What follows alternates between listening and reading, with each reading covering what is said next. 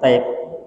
Bismillahirrahmanirrahim. Assalamualaikum warahmatullahi wabarakatuh.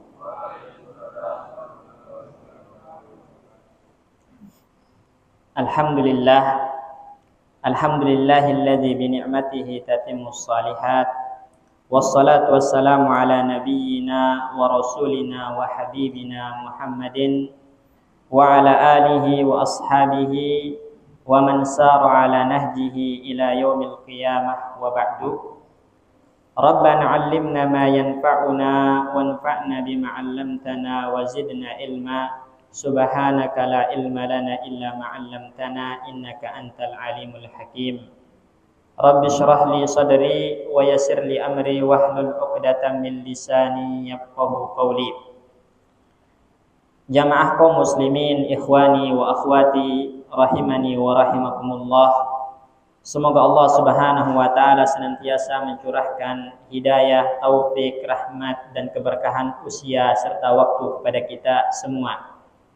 Alhamdulillah, dengan karunia dan izin dari Allah Subhanahu wa taala, sore hari ini kita bisa lanjutkan kembali ta'ammulat, tadabburat, renungan-renungan kita terhadap firman-firman Allah Subhanahu wa taala, dengan harapan apa yang kita baca dan kita renungi itu bisa menambah kuat iman kita, bisa menjadikan kita lebih dekat kepada Allah Subhanahu wa taala. Karena Al-Qur'an itu jika kita tadabburi, jika kita renungi, jika kita baca, dekatkan diri kepadanya, maka memiliki pengaruh yang besar kepada hidupnya hati kita. Oleh karena itu di dalam Al-Quran Allah seringkali kecam orang-orang yang tidak mau mentadabburi Al-Quran. Afala yatadabbaruna Al-Quran am ala qulubin aqfaluha. Tidakkah mereka merenungi, mentadabburi Al-Quran atau hati mereka yang telah terkunci mati, kata Allah Subhanahu wa taala. Maknanya semakin jauh orang dari Al-Quran maka semakin akan keras hatinya. Tapi semakin dekat mereka dengan Al-Quran, semakin sering mereka membacanya, maka semakin lembut hatinya, semakin tinggi derajatnya di sisi Allah Subhanahu wa taala. Karena kita itu tergantung akhir ayat yang kita baca. Derajat kita itu tergantung akhir ayat yang kita baca. Semakin banyak ayat-ayat Al-Quran kita baca, semakin tinggi derajat kita di sisi Allah Subhanahu wa ta'ala. Dan insya Allah kita akan lanjutkan setelah sebelumnya kita telah membahas surat Al-Fil, ya, bagaimana Allah Subhanahu wa ta'ala memberikan nikmat kemuliaan kepada orang-orang Quraisy, ya, hingga mereka tidak bisa disakiti, tidak bisa diganggu gugat oleh bala tentaranya Abrahah yang sekitar berapa kemarin? Ada yang masih ingat? Berapa ribu? 60.000 bala tentara, dan diantaranya ada gajah-gajah yang besar. Namun tak mampu untuk menyakiti Quraisy, tak mampu untuk merusak Ka'bah. Itu adalah merupakan karunia Allah kepada mereka orang-orang Quraisy, karena Allah ingin mengangkat mereka. Ya, dan Allah ingin menjadikan orang-orang Quraisy itu sebagai pelajaran bagi orang-orang lainnya dari orang-orang musyrikin, ya, supaya jangan berani macam-macam terhadap Baitullah, terhadap Ka'bah. Dan kita akan lanjutkan ke surat berikutnya, yaitu surat Quraisy, ya, surat Quraisy. Surat Quraisy ini teman-teman sekalian, menurut mayoritas ulama tafsir dia adalah Makkiyah. Dia adalah Makkiyah. Artinya apa?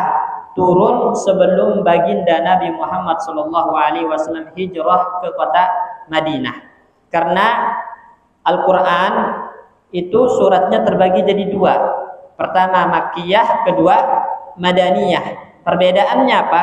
Makkiyah itu adalah surat-surat yang turun sebelum hijrah ke kota Madinah. Bukan turun di Mekah, tapi turun sebelum hijrah ke kota Madinah. Bisa jadi turunnya di Mekah, tapi kalau setelah hijrah namanya Madaniyah, walaupun turunnya di Mekah. Nah, karena tadi Makkiyah itu turun sebelum hijrah ke kota Madinah, sedangkan surat-surat Madaniyah itu turun setelah hijrah ke kota Madinah. Karena hijrah itu ada 5 macam. Pertama itu hijrah dari Mekah ke Habasyah. Ini yang pertama, hijrah dari Mekah ke Habasyah. Dan itu ada 2 kali. Ya, hijrah pertama itu dilakukan oleh para sahabat dengan sekitar kalau nggak salah itu nggak sampai 15 orang. Ya, dari Mekah ke Habasyah. Kemudian hijrah yang kedua itu 83 laki-laki dan 18 wanita. Jadi semua sahabat-sahabat yang Rasulullah SAW izinkan dan perintahkan untuk hijrah meninggalkan kota Mekah menuju Habasyah. Kenapa? Karena orang-orang di kota Mekah itu udah mulai bermain fisik, ya, menyakiti para sahabat, ya, orang-orang yang lemah di kalangan para sahabat disakiti, ditindas. Akhirnya Nabi SAW mengizinkan para sahabat untuk meninggalkan kota Mekah, hijrah ke Habasyah untuk menyelamatkan agama mereka. Ya, sedangkan Nabi SAW bertahan di kota Mekah dan diboikot selama 3 tahun lebih.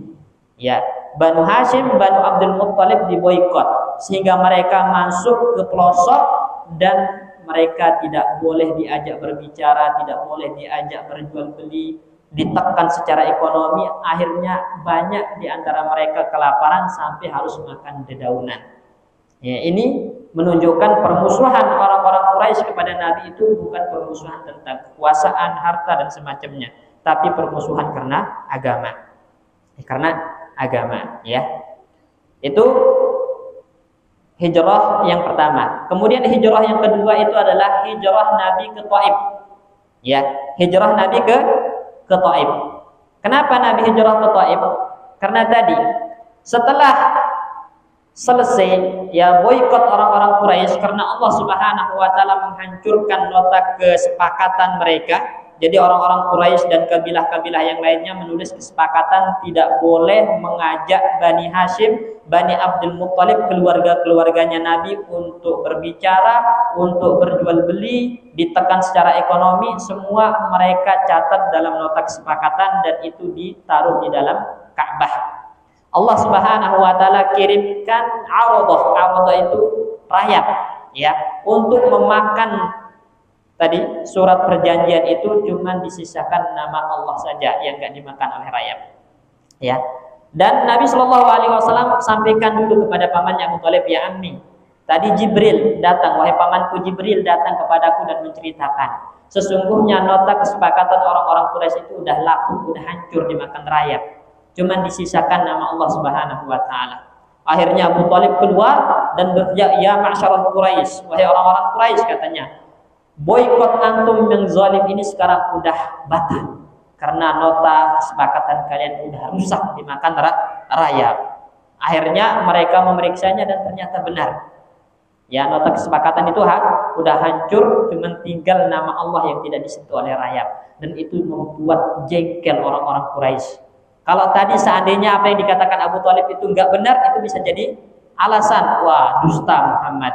Tapi ternyata apa yang dikatakan Abu Thalib benar, dan itu menunjukkan kalau apa yang disampaikan Nabi itu benar-benar adalah sesuatu yang bersifat wahyu. Karena Nabi enggak mungkin tahu perkara gaib kecuali dikabarkan terlebih dahulu oleh Allah Subhanahu wa taala melalui malaikat Jibril, ya. Tidak lama dari itu, ya, Abu Thalib meninggal, kemudian istri Rasulullah Khadijah bintu Khuwailid meninggal, dan tahun itu dikenal dengan Amul Huzni, tahun berkabung, tahun yang penuh kesedihan. Akhirnya nggak ada lagi yang bisa membela Nabi Muhammad SAW. Maka orang-orang Quraisy semakin berani untuk bertindak secara fisik. Ya, bahkan di antara mereka setiap kali Nabi lewat itu dilempar dengan kotoran kambing. Ketika Nabi sujud itu langsung ditimpuk dengan kotoran kambing, kotoran unta. Pokoknya udah bermain fisik dengan kasar. Maka Nabi SAW berinisiatif untuk hijrah dari Mekah ke Thaif. Ini hijrah yang kedua. Hijrahnya Nabi dari Mekah ke Thaif. Dalam rangka apa? Ingin mendakwahkan orang-orang Thaif. Orang-orang Thaif, ya, supaya mereka masuk Islam, karena di Thaif itu masih banyak kerabat Nabi dari jalur ibunya, paman bibi Nabi dari jalur ibu. Namun ternyata orang-orang Taif itu menolak Nabi Muhammad SAW secara kasar, diusir Nabi. Bahkan anak-anak yang ada di Taif itu melempar Nabi pakai batu kayak mengusir orang gila. Akhirnya Nabi SAW keluar dari Taif dalam keadaan berlumuran darah dan luka. Kemudian Nabi SAW singgah di sebuah kebun. Kebetulan kebun itu milik Syaibah dan Utbah ibnu Rabi'ah, yang mana kedua ininya juga adalah pembesar Taif yang merupakan musuh Nabi. Orang-orang kafir yang memerangi Nabi. Cuman di situ Nabi SAW berdoa, ya Allah, kemana saya harus pergi ya Allah? Jika Engkau akan mengembalikan saya ke Mekah dan orang-orang Quraisy bertindak semaunya kepada diri saya ridho ya Allah, selama Engkau tidak murka kepadaku, kata Nabi Muhammad. Tapi jika Engkau membiarkan aku dihinakan di sini di Taif oleh orang-orang Taif ini ya Allah, selama Engkau tidak murka saya ridho ya Allah. Mendengar doa itu Rabi'ah Syaibah dan Utbah ini merasa kasihan, iba kepada Nabi Muhammad. Kemudian dia menyuruh salah satu budaknya untuk mengantarkan anggur, buah, bukan homer jadi jangan salah paham buah anggur diberikan kepada Nabi Muhammad SAW. Kebetulan orang ini yang jadi budak ini adalah orang luar Mekah, luar Mekah. Dia orang Nasrani, asalnya dari negerinya Nabi Musa alaihissalam. Kemudian ditanya, kamu kenal tentang ini Nabi ini disampaikan oleh Nabi Muhammad ayat-ayat Al-Quran yang berkaitan dengan Nabi tadi, maka langsung beriman. Pas setelah itu Jibril turun. Wahai Muhammad, kata Jibril, Allah mengizinkan kepada saya untuk mengabulkan semua permintaanmu tentang orang-orang Taif ini. Kalau kamu memerintahkan saya untuk menimpakan gunung kepada orang Taif ini, saya timpakan kepada Jibril. Saya timbun mereka dengan gunung. Tapi Nabi mengatakan, mereka adalah Allah mahdihim, ya Allah berikan hidayah kepada mereka, fa innahum la ya'lamun, karena sesungguhnya mereka enggak tahu apa yang mereka perbuat itu ternyata zalim. Semoga suatu saat Allah munculkan dari rahim-rahim mereka orang-orang soleh yang membela Islam. Lihatlah Nabi, keburukan dibalas dengan kebaikan. Ya Allah, berikanlah hidayah kepada mereka karena sesungguhnya mereka tidak tahu apa yang mereka lakukan. Kalau kita mungkin dilempar sampai berdarah-darah, kira-kira doanya apa? Mudahan mati gitu kan? Enggak mungkin, mungkin aja kalau orang-orang yang tapi begitulah Rasulullah, akhlak beliau, masya Allah Jadi itu hijrah yang kedua. Kemudian hijrah yang ketiga itu hijrah dari kota Mekah ke kota Madinah. Hijrah ke kota Mekah ke kota Madinah. Dan inilah yang dinamakan Nabi SAW dalam hadisnya, la hijrata ba'dal fathi, walakin niyatun wa jihad. Tidak ada lagi hijrah setelah Fathul Mekah. Jadi kalau kota Mekah udah dibuka, udah diambil alih oleh Rasulullah, nggak ada lagi hijrah dari Mekah ke Madinah. Paham ya?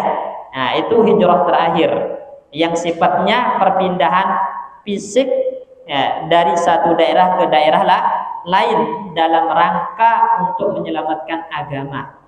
Lihat banyak para sahabat ketika mereka hijrah ke Habasyah, rumahnya ditinggalkan, harta bendanya ditinggalkannya. Tujuannya apa?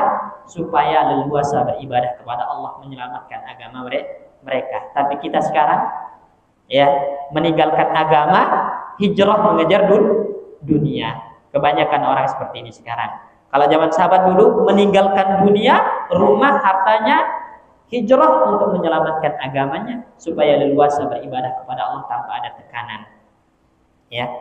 Kemudian hijrah terakhir itu namanya hijrah secara maknawi, yaitu hijrah dari yang dilarang oleh Allah menuju yang diperintah oleh Allah, meninggalkan maksiat menuju ketaatan. Inilah hijrah yang banyak dilakukan dan lagi populer sekarang ini ya.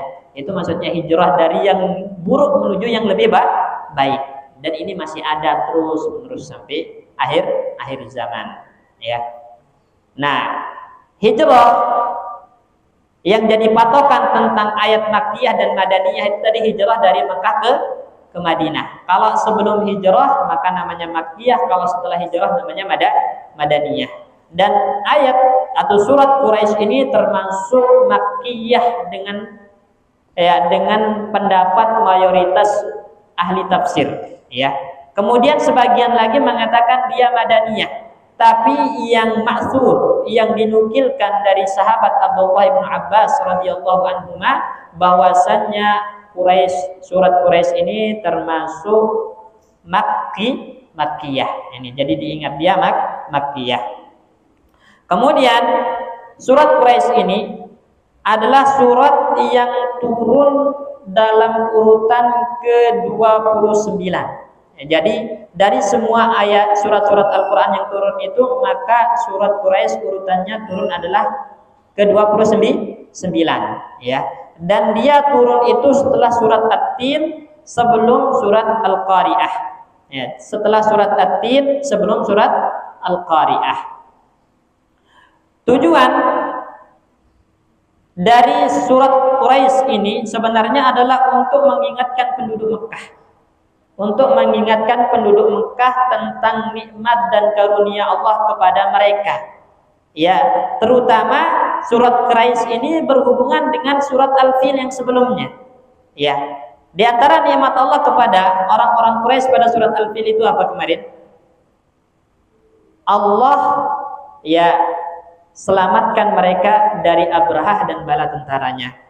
Ya, kemudian dari situ orang-orang Arab yang ada di sekitaran Jazirah Arab itu mendengar kabar bahwasannya Abrahah dengan 60 bala tentaranya tidak mampu untuk meluluhlantakan orang-orang Quraisy dan Mekah, dan itu membuat orang-orang Arab itu mengangkat derajat orang-orang Quraisy, dan mereka mengatakan orang-orang Quraisy itu adalah orang-orang pilihan Allah Subhanahu wa taala, sehingga nggak ada yang berani untuk mengganggu orang-orang Quraisy. Makanya orang-orang Quraisy itu aman kalau kemana-mana zaman dulu. Ya, mata pencarian orang-orang Mekah itu kan berdagang. Mereka berdagang ke Syam, mereka berdagang ke Yaman, nggak ada yang berani ganggu gugat. Mereka aman. Itu bentuk nikmat Allah kepada orang-orang Quraisy. Dan Allah ingatkan nikmat ini dalam surat Al-Quraisy ini. Ya, Allah berikan nikmat semacam itu, tapi kok mereka masih kufur gitu, diingatkan. Kok masih nentang, kok nggak beriman, itu diingatkan oleh Allah dari surat Al-Quraisy ini.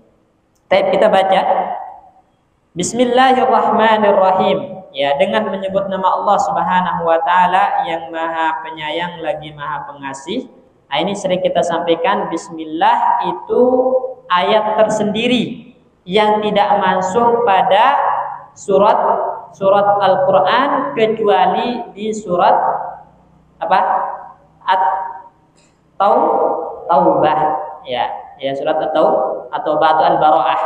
Jadi semua ayat-ayat semua bismillah yang ada di dalam Al-Qur'an itu dia ayat tersendiri, bukan bagian dari surat tersebut, kecuali yang ada perselisihannya adalah Al-Fatihah. Ya, Al-Fatihah. Apakah Bismillahirrahmanirrahim itu termasuk surat Al-Fatihah atau ayat tersendiri? Ada dua madhab. Madhabnya jumhurul ulama, mayoritas ulama mengatakan kalau Bismillah dalam surat Al-Fatihah itu ayat tersendiri. Ayat tersendiri, berarti nggak masuk bagian dari surat Al-Fatihah. Maka konsekuensinya ketika membacanya di sholat itu dibaca sir. Kata mereka dibaca sir, lirih. Ya, bukan nggak baca ya, sunnah ya. Sunnah hukumnya baca bismillah. Untuk yang mengatakan bismillah itu bukan bagian dari surat Al-Fatihah, maka disunnahkan membaca surat bismillah tapi dengan suara yang lirih ya. Nah, ini kemudian baru dengan jahar itu diawali dengan alhamdulillahirabbil alamin, itu dengan suara yang keras ya. Kemudian mazhab yang kedua, dan ini mazhab mayoritas ya penduduk negeri kita, yaitu mazhabnya Syafi'iyah bahwasanya bismillah itu adalah bagian dari surat Al-Fatihah, sehingga ketika dibaca harus dibaca jahar sebagaimana antum baca alhamdulillah, karena mereka satu surat gitu. Makanya nanti kalau antum menemukan ini kok nggak baca bismillah, bukan nggak baca ya, tapi dibaca lirih, dibaca lirih. Karena tadi kalau nggak dibaca dalam mazhab Syafi'iyah berarti sholatnya nggak sah, karena meninggalkan satu ayat yang merupakan rukun sholat. Jelas ya? Nah, jadi nggak ada yang nggak baca sebenarnya, insya Allah, cuman dibacanya lirih atau jahar. Untuk orang yang ngerti fikih tapi ya, nggak tahu kalau nggak yang ngerti fikih. Tapi kalau imam itu harus yang ngerti fikih. Makanya yang berhak jadi imam itu kata Nabi aqra'ukum. Ya, aqra'ukum. Nah, apa makna dari aqra'ukum? Apakah yang paling bagus bacaannya doang walaupun nggak ngerti fikih? Ternyata para ulama mengatakan yang ngerti fikih sholat dan bagus bacaannya itu yang jadi imam. Ya, kalau berbenturan antara ada orang bagus bacaan tapi nggak ngerti fikih sholat, sama ada orang yang ngerti fikih sholat, dikedepankan yang ngerti fikih sholat untuk jadi imam, karena seringkali hubungannya dengan sah dan tidak sahnya sholat dia bersama jamaahnya. Ya, baik.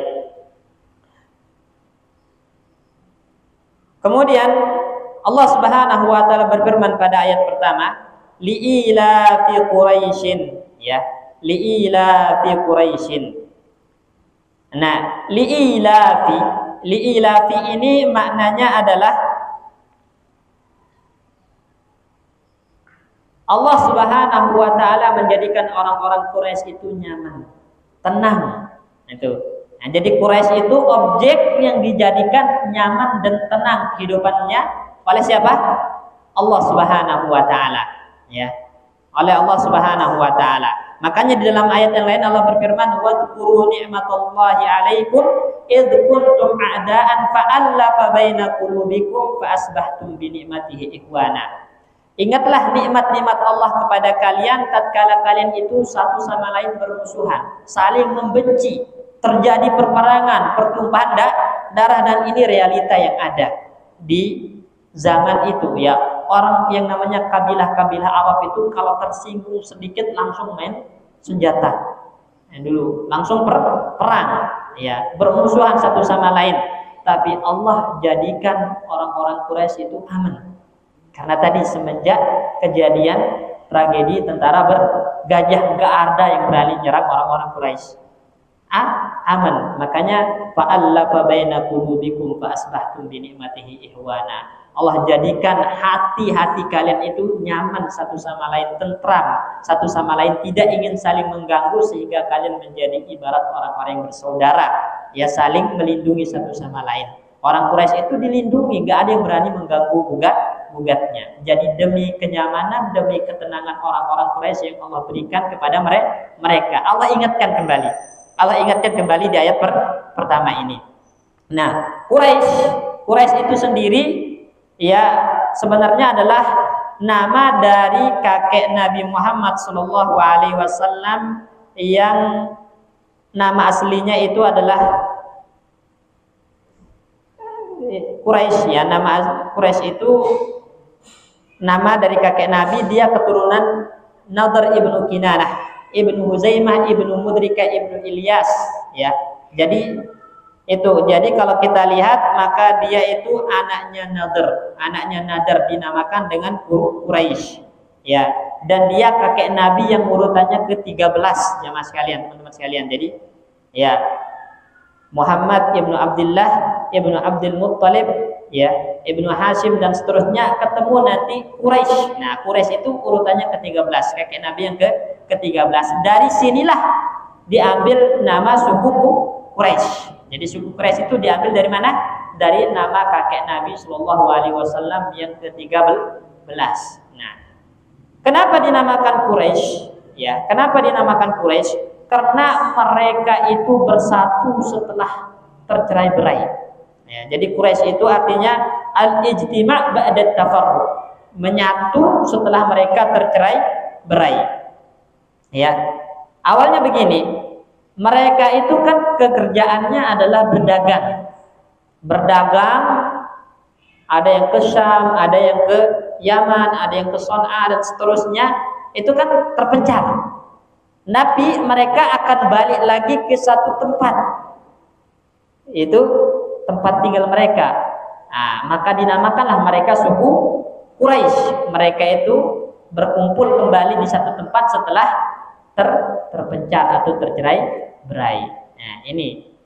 Jadi ayat pertama ini mengingatkan kepada orang-orang Quraisy tentang karunia Allah kepada mereka, yaitu Allah menjadikan mereka tenang, nyaman, ya hidup mereka tanpa ada gangguan. Kemudian di ayat yang kedua Allah Subhanahu wa taala tegaskan lagi, ilafihim rihlatasyita'i was-shayb, yaitu ilafihim, itu ketenangan dan kenyamanan yang mereka rasakan kapan? Rihlatasyita'i was-shayb, ketika mereka berpergian untuk berdagang pada saat musim dingin dan musim panas. Ya, musim dingin, musim panas. Nah, ada yang mengatakan yang dimaksud dengan musim dingin di sini adalah ketika mereka berdagang ke Syam. Ya, kemudian kalau musim panas ketika mereka berdagang ke Yaman. Ya, nggak ada yang berani ganggu gugat mereka. Syam itu mana sekarang? Ya, Suriah, Jordan, Palestina. Itu negeri Syam, ya, Syam. Nah, ketika mereka berdagang ke sini, maka mereka aman tanpa ada gangguan. Ya, jadi sering orang-orang Quraisy itu jual beli ke Syam, ke Palestina itu sering. Makanya dalam kisah Isra Mi'raj Nabi Shallallahu Alaihi Wasallam, ya kan Nabi itu diperjalankan oleh Allah ya dari Masjidil Haram ke Baitul Maqdis, sebagaimana dalam surat Isra, subhanallazi asra bi 'abdihi lailan minal masjidil harami ila masjidil aqsa. Maha suci Allah yang telah memperjalankan nabinya, hambanya dari Masjidil Haram ke Masjid Aqsa. Dan itu Nabi benar-benar diperjalankan fisiknya dalam keadaan terjaga. Ya, dalam keadaan terjaga, fisik Nabi itu diperjalankan dari Masjidil Haram ke Masjidil Aqsa. Karena ada orang berpendapat mustahil. Ya, mustahil. Kenapa mustahil? Jarak antara Makkah dengan Palestina itu jauh. Nah, kalau zaman dulu nggak ada pesawat, itu butuh berbulan-bulan untuk sampai. Nah, Nabi cuma semalam paginya udah ada di Mekah dan berjita kepada orang-orang Quraisy. Maka banyak orang-orang Quraisy mengatakan mustahil. Ya, mustahil, dusta Muhammad. Makanya orang-orang yang mendengar itu terbagi dua. Ada yang ada yang tepuk tangan takjub. Makanya tepuk tangan itu tradisinya orang-orang dulu ya. Jangan ditiru. Ketika melihat sesuatu yang mengagumkan terus tepuk tangan, itu tradisinya orang-orang Quraisy. Ya. Ya, jadi ketika Nabi bercerita kemudian mereka terkagum-kagum dengan cerita Nabi pada tepuk tangan. Ini kelompok yang pertama. Kemudian kelompok yang kedua itu adalah orang yang meletakkan tangannya di kepala, kebingungan. Ya, kebingungan. Wah, masa sih? Nah, ini ada dua kelompok. Bahkan ada orang-orang yang beriman sebelumnya kepada Nabi Muhammad murtad karena lemahnya iman. Karena lemahnya iman. Ya, masa nggak mungkin lah. Ya, nggak mungkin lah. Dan orang-orang mutakhirin zaman sekarang pun ada yang mengatakan Nabi itu enggak Isra, enggak diperjalankan dalam keadaan terjaga, ya, terus dengan jasadnya, tapi Nabi bermimpi katanya untuk tadi. Karena mereka enggak menerima secara nalar tadi, enggak mungkin dalam satu malam bisa ke Baitul Maqdis. Akhirnya mereka mengatakan Nabi diperjalankan ruhnya, bukan jasadnya. Nabi itu diperjalankan dalam keadaan mimpi, ya, tidur gitu kata mereka. Namun pendapat Ahlus Sunnah wal Jamaah, Nabi itu diperjalankan jasad dan dalam keadaan terjaga dari Masjidil Haram ke Baitul Maqdis. Kenapa? Karena orang yang meragukan ini berarti meragukan kudrahnya Allah. Nabi nggak mengatakan saya berjalan sendiri, ya kan? Dari Masjidil Haram ke Baitul Maqdis, tapi apa katanya? Diperjalankan oleh Allah dari Masjidil Haram ke Baitul Maqdis. Ada yang meragukan kudrahnya Allah? Ada yang meragukan kemahamampuan Allah? Kalau ada yang meragukan berarti kufur dia. Kufur. Jadi nggak ada yang mustahil bagi Allah Subhanahu wa taala. Terlebih kendaraan yang dinaiki Nabi itu apa? Buraq. Ya, dalam riwayat Imam Bukhari, ya, Buraq ini dibawa oleh malaikat Jibril menghadap Nabi, kemudian Buraq ini mempersulit Nabi. Ya, Nabi kesulitan untuk naik kepada Buraq ini. Maka Jibril menegurnya, apakah kamu melakukan hal semacam ini kepada Muhammad? Tidak ada makhluk yang lebih mulia di sisi Allah yang naik kepadamu. Langsung berjujur keringat Buraq, takut. Dia begitu kan sama Jibril. Nah, kita ini seling melalaikan hak Nabi. Ya, apakah kita tidak takut? Ya. Di antara hak Nabi adalah memperbanyak selawat kepadanya. Di antara hak Nabi adalah membela sunnah-sunnahnya, menjalankan ajarannya, membelanya ketika ada orang mencela dan menghinakannya. Namun banyak di antara kita diam, tutup mulut. Ya, Buraq aja ya bersikap tidak sopan, ditegur oleh malaikat Jibril sampai berkeringat dingin, bercucuran. Kita yang melalaikan hak Nabi akan diminta pertanggungjawaban di hadapan Allah Subhanahu wa taala. Ya, karena orang-orang Quraisy ini sering pergi ke Syam untuk berdagang, jadi mereka tahu tentang Masjidil Aqsa. Makanya, wahai Muhammad, katanya, kalau memang benar kamu itu tadi malam pergi ke Masjidil Aqsa, coba ceritakan bagaimana rupa Masjidil Aqsa.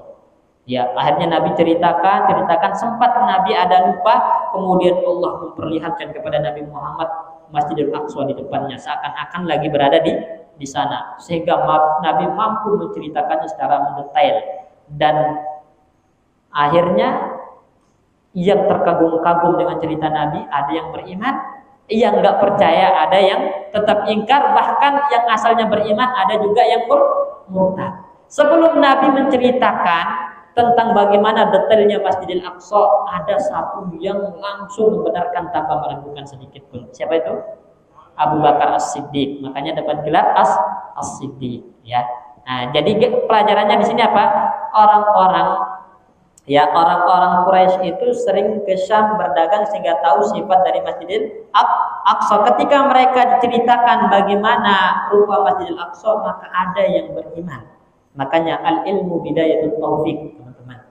Ilmu itu adalah awal dari hidayah. Benar enggak? Ilmu itu adalah awal dari hidayah. Ketika seorang berilmu tentang sesuatu, kemudian ternyata itu adalah kebenaran, maka itu akan menjadikan dia untuk meyakininya.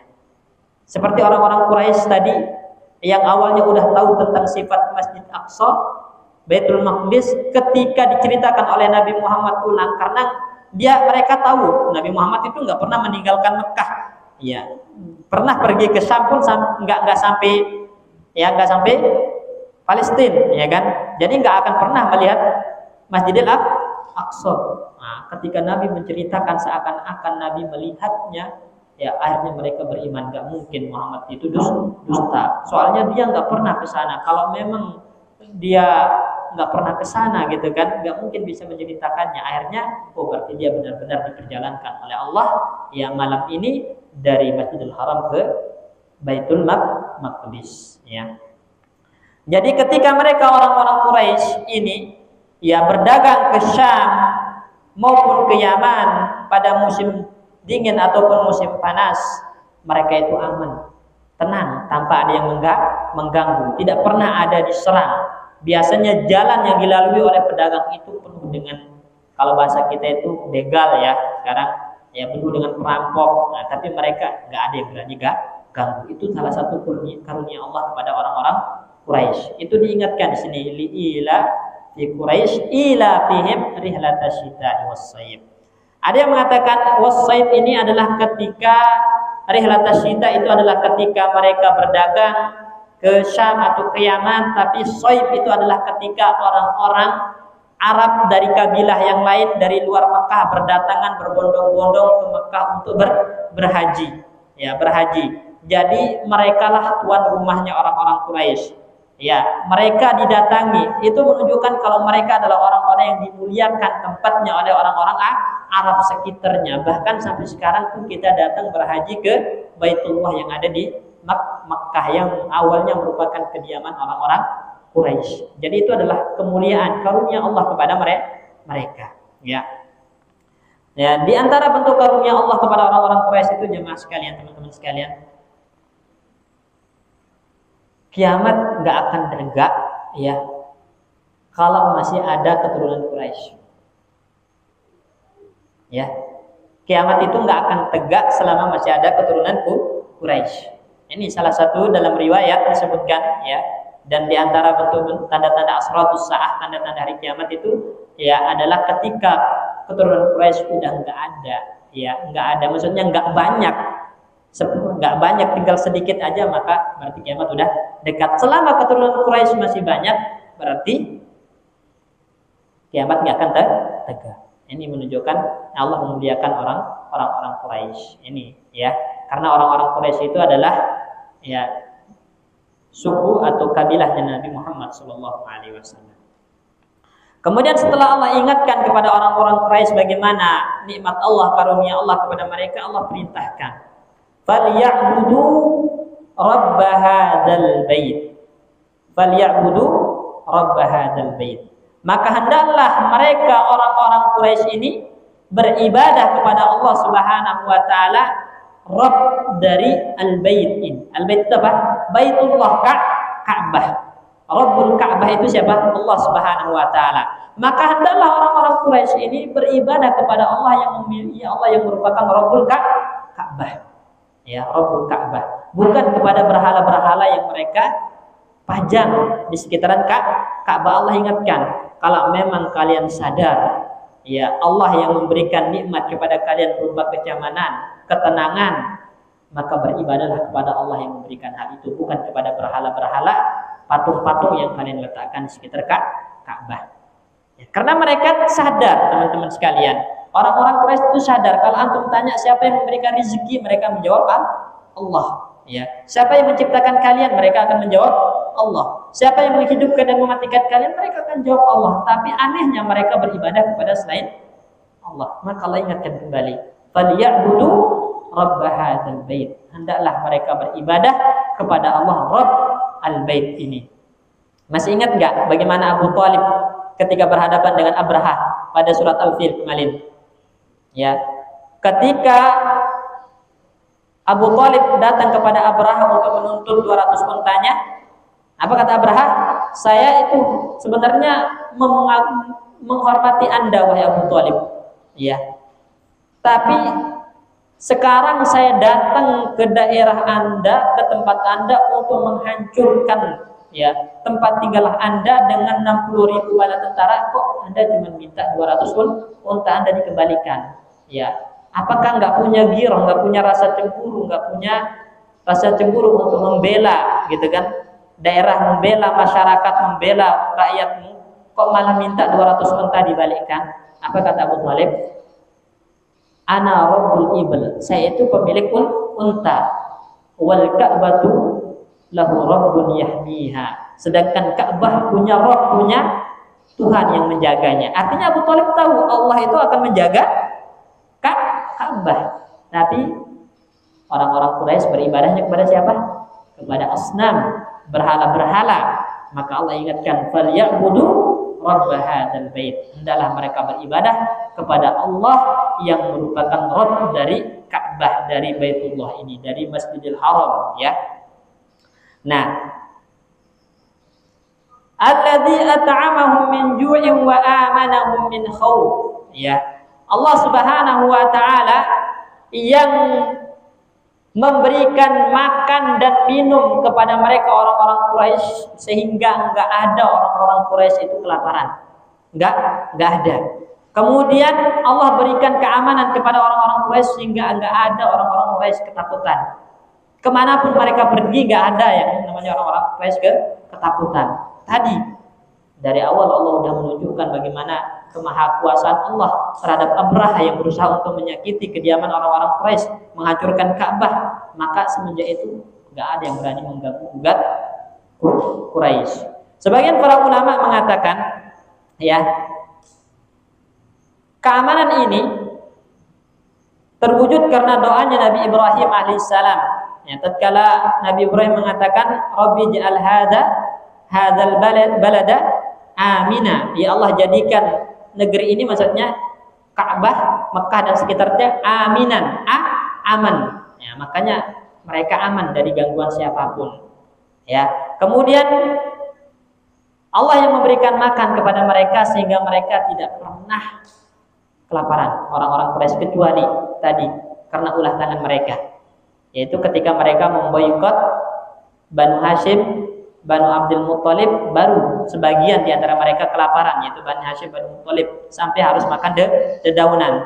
Tapi sejatinya kalau mereka nggak zalim kepada sesama mereka, keluarga mereka, itu mereka nggak mungkin kelaparan. Ya, nggak mungkin kelaparan karena Allah membukakan jalur bagi mereka untuk berniaga, berjual beli, mencari nafkah, dan mereka aman di situ. Ya. Jadi di sini pelajarannya teman-teman sekalian, barakallahu fikum. Ya. Yang pertama, nikmat Allah kepada hambanya itu sangat banyak. Ya, memang ayat ini berkaitan tentang siapa? Quraisy. Tapi ini juga teguran kepada kita semua. Mengingatkan kita semua. Ketika Allah memberikan nikmat kepada Quraisy, Allah tegur kan? Allah tegur. Nah, sekarang ketika Allah memberikan nikmat kepada kita semua, maka Allah tegur. Ya, Allah tegur apa? Jangan sampai nikmat-nikmat yang Allah berikan kepada kita itu membuat kita lalai. Membuat kita lalai dari ibadah kepada Allah Subhanahu wa taala. Membuat kita lalai dari bersyukur kepada Allah Subhanahu wa taala.